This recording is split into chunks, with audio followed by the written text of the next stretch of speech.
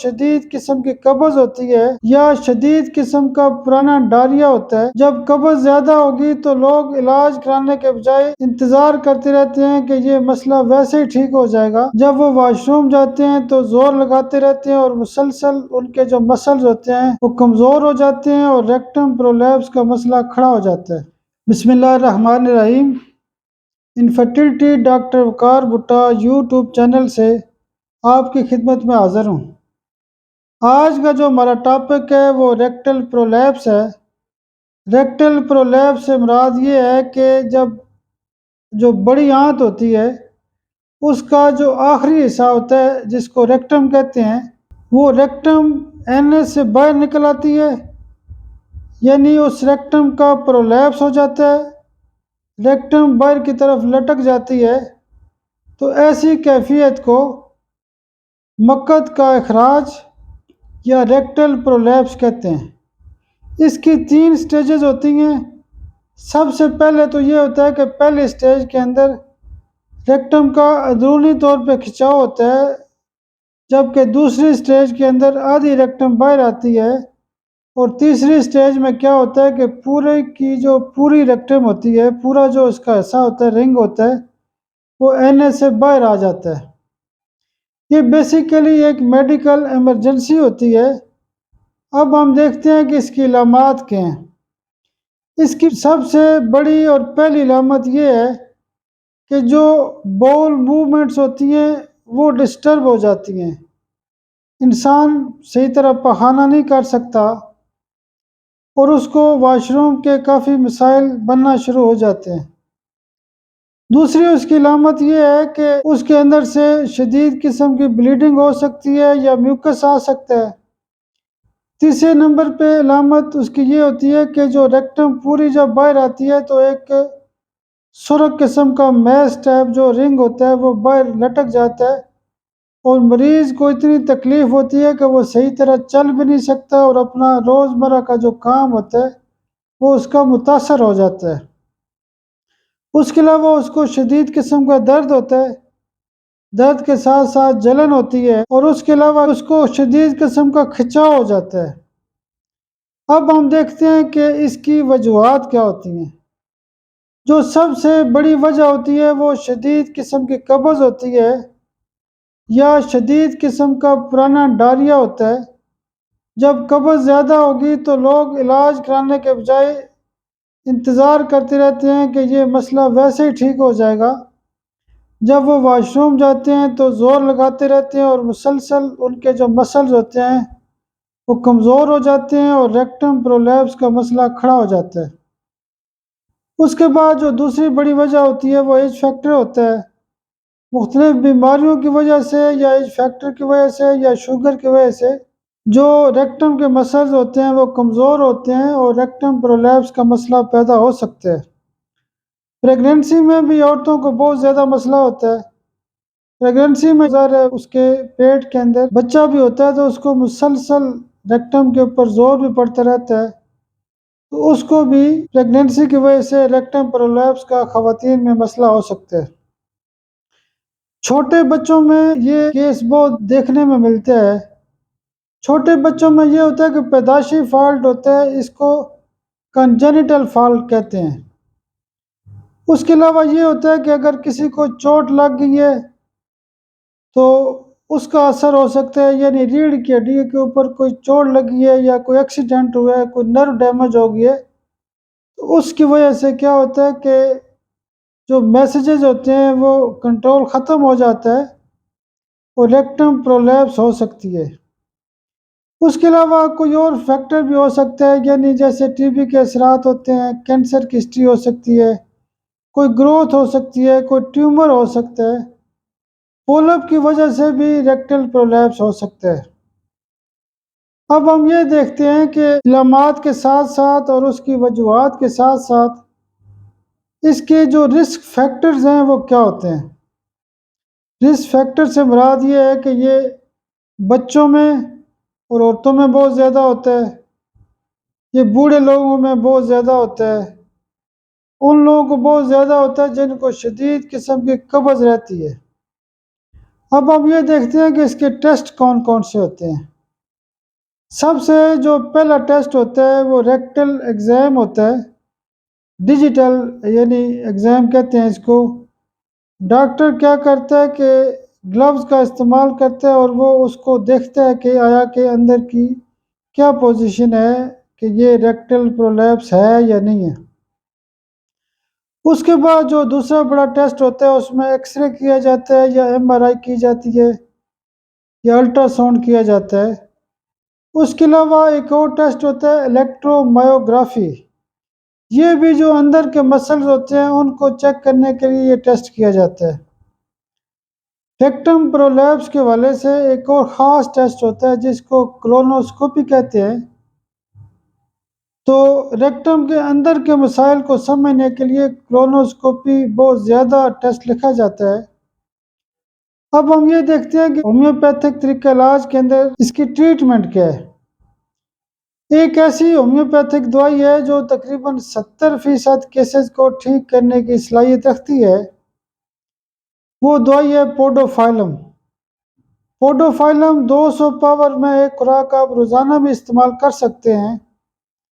Podophyllum का खासा ये है कि ये रेक्टम प्रोलैप्स के अलावा यूट्रस प्रोलैप्स के हवाले से भी इसका बहुत बड़ा रिजल्ट है। रेक्टम प्रोलैप्स के हवाले से पोडोफाइलम का रिजल्ट ये है कि बंदा जब वॉशरूम करता है, पखाना करता है तो प्रोलैप्स हो जाती है, प्रेगनेंसी में प्रोलैप्स हो जाती है, बच्चों में प्रोलैप्स हो जाती है, डिलीवरी के बाद प्रोलैप्स हो जाती है। बड़ी उम्र के लोगों को प्रोलैप्स हो तो फिर भी पोडोफाइलम बहुत अच्छा काम करती है।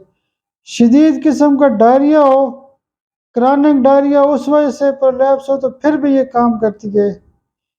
पोडोफाइलम एक ऐसी दवाई है कि जो तकरीबन 70% केसेस को कवर करने की सलाहियत रखती है। उसके बाद जो दूसरी बड़ी दवाई होती है वो दवाई होती है सिपिया। सिपिया हर किस्म के प्रोलैप्स को ठीक करती है और रेक्टम प्रोलैप्स के हवाले से भी बहुत अच्छा काम करती है। ख़ास करके ये ख़वातीन में बहुत अच्छा रिजल्ट देती है। उसके अलावा तीसरी बड़ी दवाई है नक्सवामिका। नक्सवामिका छोटे बच्चों में और मर्दों में जो सारा दिन आपस में बैठे रहते हैं, बाज़ारी चीज़ें खाते हैं, मिर्च मसाले खाते हैं, गोश्त का इस्तेमाल करते हैं, तो उनको मैदा, बवासीर, कब्ज़ या इस तरह के मसाइल होते रहते हैं। तो ऐसे मरीज़ों के लिए जब रेक्टल प्रोलैप्स होता है तो नक्सवामिका बहुत अच्छा काम करती है। मैंने पहले भी आपको बताया था कि जब भी मैं चंद एक दवाइयाँ अपने तजर्बे के मुताबिक बोलता हूँ, तो जो पहली 3-4 दवाइयाँ होती हैं वो कोई भी बंदा, यानी वो अगर डॉक्टर नहीं है तो तब भी इस्तेमाल कर सकता है। जैसे मैंने ये 3 दवाइयाँ बताई हैं, एक दवाई सुबह 5 कतरे, दूसरी के 5 कतरे दिन को और तीसरे के 5 कतरे रात को इस्तेमाल कर सकते हैं। अगली जो बड़ी दवाई है वो इग्निशिया है। इग्निशिया रेक्टल प्रोलैप्स के हवाले से बहुत अच्छी दवाई है। हम क्या करते हैं कि केस के शुरू में सीएम पावर में एक डोज इग्निशिया की देते हैं और इग्निशिया की इलामात ये होती हैं कि एक तो मरीज़ को शदीद किस्म का डिप्रेशन हो जाता है कि ये क्या मसला हो गया। दूसरा, इग्निशिया के चूँकि काम भी उल्टे होते हैं तो ये भी काम उल्टा हो जाता है कि रेक्टम यानी उल्ट हो जाती है, यानी बाहर निकल आती है और उसमें रेक्टम के अंदर सीधी ऊपर की तरफ शदीद दर्द होता है। जब दर्द हो, मरीज़ सही तरह बैठ भी नहीं सकता, तो इग्निशिया सीएम पावर में एक डोज दे सकते हैं और उसके अलावा 200 पावर में रोज़ाना भी दी जा सकती है। ये मक्कत के अखराज में एनल प्रोलैप्स या रेक्टल प्रोलैप्स के हवाले से बहुत अच्छा काम करती है। अगर आप इस फार्मूले के साथ साथ आप चाहते हैं कि कोई बायोकेमिक भी एक आध ऐड की जाए जो 4-4 गोलियां सुबह दोपहर शाम इस्तेमाल की जाएं, तो वो कलकेरिया फ्लोर 6x पावर में। कलकेरिया फ्लोर जो है वो रेक्टम के हर किस्म के मसाइल को ठीक करती है, बवासीर को ठीक करती है, हर किस्म के मसाइल को ठीक करने की सलाहियत रखती है। उसके अलावा आप जो है ना, एक का डोज अगर शुरू में जैसे मैंने इग्निशिया बताई है, उसके साथ इग्निशिया से पहले कार्सिनोसन बाउल या कार्सिनोसन रेक्टम 1 mg में भी एक आध खुराक दे सकते हैं। उसके बाद एक और ख़ास दवाई है फेरम फास 6x। जब भी बच्चों के अंदर रेक्टल प्रोलैप्स होता है तो फेरम फास बहुत अच्छा काम करती है और बहुत मज़े का रिजल्ट देती है। उसके अलावा जब किसी को क्रॉनिक डायरिया होता है, क्रैम्प्स होते हैं, मोशन होते हैं, लूज मोशन होते हैं, तो उसमें मर्कसाल बहुत अच्छा काम करती है। मोशन की कैफियत में जिगर के मसाइल हों और साथ साथ एनएस के मसाइल हों, रेक्टम के मसाइल हों, तो लूज मोशन के साथ साथ मर्कसाल बहुत अच्छा काम करती है। एक दवाई और होती है रूटा। रूटा की खास अलामत ये होती है कि मरीज कहता है कि मैं मामूली हरकत करता हूँ फिर भी मुझे रेक्टम प्रोलैप्स का मसला खड़ा हो जाता है।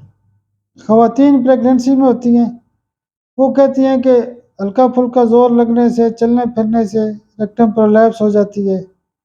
डिलीवरी के बाद कई ख़वातीन कहती हैं कि हमें मामूली हरकत से भी मसला खड़ा हो जाता है, तो रूटा बहुत अच्छा काम करती है। उसके अलावा एक और दवाई है एलोस। जब भी मोशन होते हैं, डायरिया होता है, तो इस केस की हिस्ट्री के हवाले से एलोज 200 पावर में बहुत अच्छा फ़ायदा करती है। उसके अलावा जो अगली बड़ी दवाई है उसमें हम ये कहते हैं कि एक दवाई होती है बेलेस्पर्नस। जब भी ख़वातीन कहती हैं कि मेरा बच्चा पैदा हुआ है या मुझे जब से डिलीवरी हुई है तो मुझे रेक्टम प्रोलैप्स का मसला खड़ा हो गया है, तो वहाँ पे बेलेस्पर्नस बहुत अच्छा काम करती है। बेलेस्पर्नस जो होती है वो अंदरूनी कोई भी चोट है जो गहरी चोट होती है, अंदर की जो चोट होती है, अंदर के मसल डैमेज हो जाए, तो बेलेस्पर्नस बहुत अच्छा काम करती है। उसके अलावा मियाज़मेटिक जो रूट काजेज़ है उसको ज़रूर तवज्जो करें। जैसे मैंने काजेज़ में भी बताया था कि अगर टीबी की हिस्ट्री है तो एक डोज केस के शुरू में ट्यूबरकुलाइनम की दें। अगर कोई ग्रोथ है तो उसके हवाले से एक डोज मेडोरिनम की दें। अगर आप समझते हैं कि फैमिली हिस्ट्री में कोई कैंसर है या ये केस जो है ना किसी बच्चे में पैदाशी तौर पे है, यानी जेनिटल काज है, तो उसमें कार्सिनोसन 200 पावर में एक खुराक आप लाजमी दे सकते हैं। एक और रेक्टल प्रोलैप्स की कैफियत ये होती है कि अक्सर लोग कहते हैं कि डॉक्टर साहब मेरा एक तो रेक्टम प्रोलैप्स का मसला होता है लेकिन मुझे शदीद किस्म का दर्द होता है। जब भी मरीज रेक्टल प्रोलैप्स के साथ साथ दर्द की कैफियत लेके आए तो बेलाडोना बहुत अच्छा काम करती है। एक्यूट केसेस में बेलाडोना 1 mg में दें, अदरवाइज बेलाडोना 200 पावर में भी बहुत अच्छा काम करती है। कई लोग आके कहते हैं कि डॉक्टर साहब मैं जब भी पेशाब करता हूँ छोटा, तो छोटे पेशाब का भी तल्लुक होता है पखाने के साथ। वो कहता है कि जब भी मैं पेशाब करता हूँ तो मुझे रेक्टम का मसला खड़ा हो जाता है, रेक्टम प्रोलैप्स का मसला खड़ा हो जाता है। तो इस सलामत के ऊपर एक दवाई होती है एसिड म्योर। एसिड म्योर बहुत अच्छा काम करती है। एक और दवाई होती है कैमोमिला। कैमोमिला हम ज़्यादातर बच्चों में इस्तेमाल करते हैं। रेक्टम प्रोलैप्स के साथ साथ कैमोमिला का जो बच्चा होता है वो बहुत ज़िद्दी होता है, वो बहुत तंग करता है, शोर शराबा करता है, तकलीफ़ की वजह से बहुत रोना धोना कर रहा होता है, लेकिन उसके साथ साथ रेक्टल प्रोलैप्स भी होता है। जब भी उसको शदीद तकलीफ़ होती है, बहुत ज़्यादा रोता है, तकलीफ़ होती है, वालिदैन परेशान हो जाते हैं, तो ऐसी कैफियत में कैमोमिला 30 पावर में सुबह दोपहर शाम या 200 पावर की एक डोज रोज़ाना दे सकते हैं। इंशाल्लाह होम्योपैथिक तरीका इलाज के हवाले से, बाकी मसाइल के हवाले से, बांझपन के हवाले से आपके साथ डिस्कशन इंशाल्लाह होती रहेगी। बहुत शुक्रिया, बहुत शुक्रिया, बहुत शुक्रिया।